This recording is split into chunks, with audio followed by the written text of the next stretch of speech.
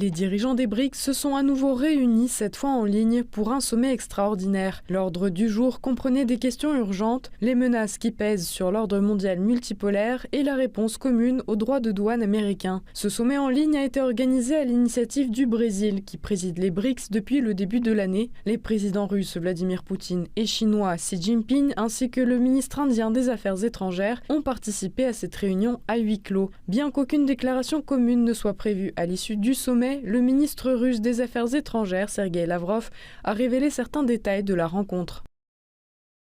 Cette réunion se tiendra à l'initiative du président brésilien Lula da Silva et portera sur le besoin d'élaborer de nouvelles mesures pour répondre aux actions illégales de l'Occident dans le domaine du commerce mondial et des finances internationales, notamment en ce qui concerne ce qu'on appelle la guerre des droits de douane. La partie russe a également souligné les progrès économiques des BRICS, dont le produit intérieur brut en termes de parité de pouvoir d'achat dépasse celui des pays du G7. La Chine, dont la contribution au développement des BRICS est inestimable, prône pour sa part la promotion d'une mondialisation économique inclusive.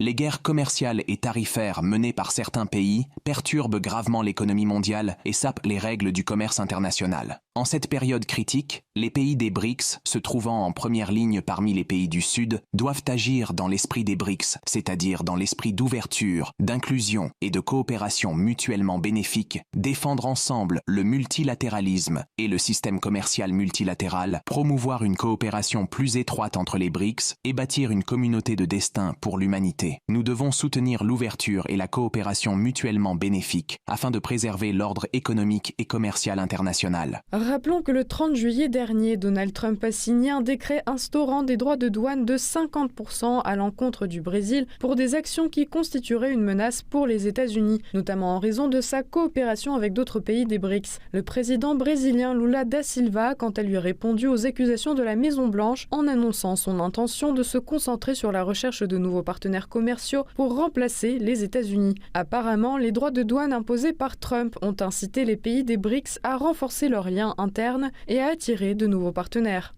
Les BRICS suscitent de plus en plus la colère de Trump en raison de l'adhésion de nouveaux membres d'Asie et du Moyen-Orient.